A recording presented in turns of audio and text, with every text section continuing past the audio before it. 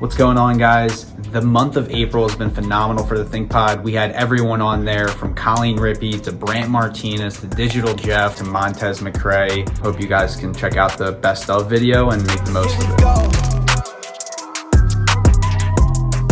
On a roll, here we go, here we go. I knew there was a future. Like, I knew I was good at it. And I knew I was winning competitions. This is what I'm going to do for my life. As soon as I graduated, I got my first job. I got hired when I was 17 to go live on a cruise ship and do shows. And the one job was when I got my first Broadway show.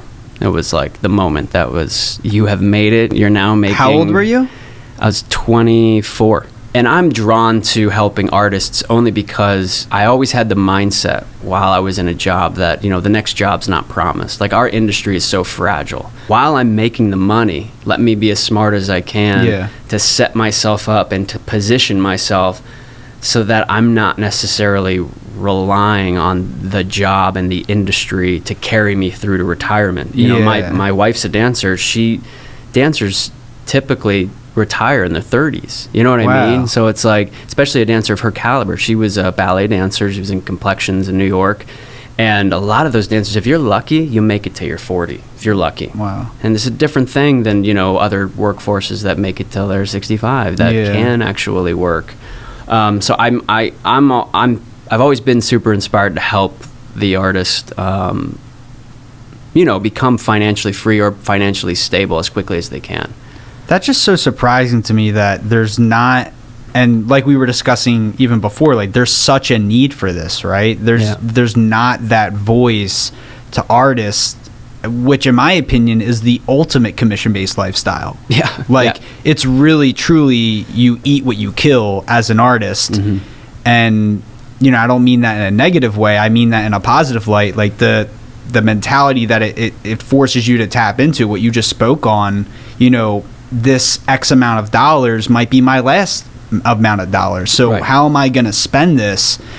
And it sounds like you did it for yourself. Was that your primary investment, was the one in New York City? Are you looking to do more? Yeah. So I bought the Airbnb upstate New York. Since then, I bought an apartment in New York during COVID. I had a friend during of mine. COVID. Yeah, during COVID. I had a friend that was a real estate agent, and she basically said, "Brandt, if you have some money, I would get into the market right now," because at that point in time it was, Broadway had been closed for a year. She's like, buy in Hell's Kitchen, buy in the theater district. It will revive, it will come back, and it's at its lowest point. And I actually signed the contract the day before they announced Broadway returning. Oh my Lord. So I got it for a pretty good price. What did other people, did you have any people in the back of your head being like, hey, I think that's pretty stupid that you're buying a property in New York City because it's of XYZ going on in the world? Was there any naysayers throughout that process? I don't think so. And if they were, 5 minutes into a conversation with me, I then had convinced them that it was the best thing you could possibly do. Then they went and bought one, right? Then they bought, No, I remember being on the phone with my mom. I always run everything by my mom. My mom kind of taught me the way I look at finances. She instilled the fear of death in me when it comes to spending your money irresponsibly. And I said, Mom, I really just don't see how this doesn't work out for me. It's like, I'm gonna be able to rent it, I'm gonna be able to make some passive income off of it, and it's gonna grow, and I guess that would have been the argument, right? Is it gonna grow? Is it gonna rise in value? But at that point in time, this apartment used to be worth $700,000, and I got it for $390. I was like, I just don't see how this is not gonna work out. Yeah. $390? $390, yeah. Do you know what the price is for that area now? Is it still floating around the 400s? Yeah, it's mid-4s right now. But at the same time, it's an Airbnb, right? No. Oh, so it's not. In the city, it's illegal to Airbnb. I could push it and do it, but if you get caught, there's fines. So what do you do with that property? It's just I have a monthly renter in there. Okay. And I make close to $1,000 in passive income. Wow. Yeah. So looking back, I do feel like could I have created more passive income with that $80,000 I put into it? Yes, I could have. So that play is the long term, in 10 years when my interest rate changes, either refinance or sell it and make my money then. wanted to let you guys know about an event that we are doing May 17th and May 18th here in Millersville, Maryland. If you cannot make it to Millersville, Maryland, we are doing this event virtually, and this virtual event and in person is called Quantum Leap, which is basically Gary Keller's autobiography of how he built a billion-dollar empire. And this class will be taught by none other than John Newman, the godfather of real estate. This is an event that you do not want to miss out on. Forget about listings for a second. Forget about buyers for a second or inbound leads. This is going to allow you to look within yourself, your business, and how you can get to the next level using the systems, tools, and models that Gary Keller has already laid out for the real estate industry. I can't wait to see you there. It is a combination of working parts, like almost like a gear turning, you know? So everything works synergistically, and I feel like each component is so vital to the other part working. So the first year, it's like I just was dying for people to really like take on to it. But then after we hosted the first event and then events thereafter, I noticed an uptick. And I think part of that goes back to psychological safety. If people know each other and start to learn who each other are and start to feel safe inside of a community, they're going to feel so much more welcome and invited to post and share their thoughts. So if you can make people feel comfortable and they start to know each other and they have a confidence that other people, someone will chime in because they know people, I think that drives engagement too. So I really think the events really springboarded the action in the group. So and the events allowed people to connect on a higher level, obviously, which is what made them comfortable to post there in the first place. Yeah, like who wants to post in a group of all strangers? Some people do, but it's a smaller percentage. It's almost like being in a room with people and, you know, they ask you a question from the stage. Like the number of people that are going to raise their hand and volunteer information, whatever that is small, unless it's a community that's gotten together multiple times. And then all of a sudden they're all friends. They all have relationships. So then the engagement just blossoms. Well, how was that first networking event? You know, you obviously had to start somewhere. Yeah. Was that just a major success? And be honest, like if it was, then, you know, talk about it. But like, was that literally just the rocket ship that took everything to another level? So I'm very self-critical. I poke everything apart, especially when it comes to events. And it's still today something that gives me a lot of anxiety because I'm so anal about all the details. So if I were to look back at the first event, part of me would say, of course, it's a success because it was the first event and it did what it intended to do. It brought people together. But if I were to use the lens that I use today, and I look back and do even a side-by-side, and one of the agents actually commented this and reinforced what I already kind of knew. I think it was Jeanette Westcott, who's another KW agent. Yeah. She was like, it's amazing to see. She said this at the event, the same event the next year. It was at the same venue around the same time of year. It was at the Baltimore Museum of Industry. We've done events there every year. Jeff, you've been there. And we've done events there for a really long time. And so she had an exact side-by-side of here's the launch party, which she came to, and then she came a year later. And even that difference, she was like, wow, it's amazing to see how much things have changed over the year. And the example she used, she's like, the first time, it wasn't that it was bad. It's just she consciously noticed that everybody was staying in little clusters. You know, it's like going to a high school dance, right? Yeah. People are going to go and talk to the people they know. And people still do that to a degree, always, everywhere. But it was a little bit more, it stood out a little bit more. Like people were standing in small groups just with the people they knew and not like necessarily mingling interchangeably with each other or feeling comfortable enough to approach someone they didn't know. So I think the biggest difference was to the next event, and then you can imagine it's just kind of multiplied exponentially from there.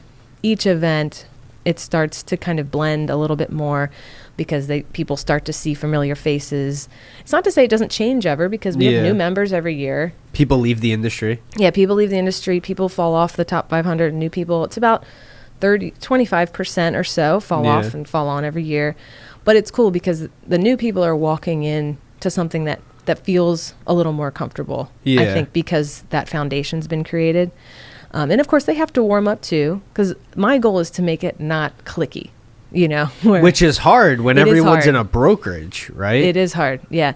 And it's not that it's not going to, I can't control it to a degree, because even when I go into an event, I'm always going to gravitate to somebody I know, because that's my social anxiety. Like, I'm like, all right, I'm not just going to walk in and be like, hi, I'm Colleen. You know, I'm just like, all right, scanning. Who do I know? Okay, go to them. But then, of course, like once you get a little drink in you gotta calm it down a little bit, and then, okay, now I can like mingle a little bit. But yeah, but I think I've seen the original question, how was the first event? I think great, but of course, as you'd expect at the first event, everyone was just kind of like, oh, this is new. It didn't have the same energy, I think, that later events did. About blockchain is as influential in the way we live life as the invention of light or the invention of the car, the automobile. And it'll change the paradigm of how we share information, how we go to day-to-day owning different physical and digital assets, because a lot of people say just digital assets, but it's also physical assets, and that's a huge space that hasn't even been touched. This is my advice. Learn it right now and see if there's an opportunity for what you're doing, because there's going to be an opportunity for the people that come in first, and then eventually everybody will be coming in when you're ahead of the space. No, that makes complete sense. One thing I'm curious about is when you say get in early, are we still early right now? Like, is this? Yeah, we're definitely still early. There's still no legislation behind NFTs.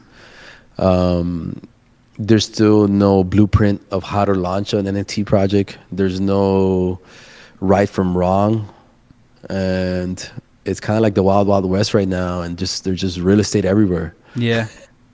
In all different angles. I'm talking to like from NFL all the way to like artists that has never launched a business. This is the space I'm in. Like, the conversations vary from day to day who I'm working with, and I'm like, wow, nobody knows what the fuck's going on. That's the reality of it. And we're, as a pioneers of this space, we're breaking things and pushing all the buttons, and we're going to figure out what worked and what didn't. Are you just excited to just be a pioneer that fails forward inside of this space? Like, at this point, this is, Amen. You're down to roll the dice. I've already rolled the dice. So they haven't seen what I got, but I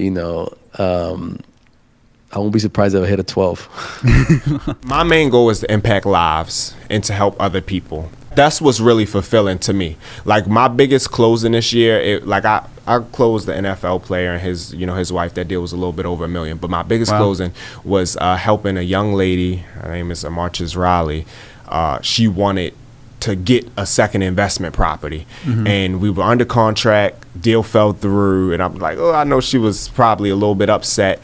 And then she actually ended up contacting me a month later after the deal fell through, and we looked at we put in 2 offers, we lost, then we finally got a property. We just closed about last week or 2 weeks ago. That meant more to me than $1 million closing, just because now I know I'm setting her up to build generational wealth. Yep. How much does that play into your business, helping people with investment properties? Yeah. Or do you see yourself stepping into that more? Because no one really like that sounds not like a retail investor, but those other type of investors who are just looking for a good deal. I'm not talking about them, but people that maybe it's their second or third home. Is that a part of your business where you're helping people with investments? Absolutely. Absolutely. Always definitely advising, trying to educate like on cash return on investment. What's the ARV if you fixed and flipped this home? All of that different stuff. It was important to me that I got knowledgeable in that aspect so I could add more value to the investors and things of that nature, or people who I knew who, hey, I'm thinking about investing. I could tell them, hey, you will want to research, just research different areas that are coming up too, that you see the municipality developing and that you see a lot of buildings and new gas stations and all that good stuff. That's an area that might be appreciating market over time. So just know why you're investing in that area.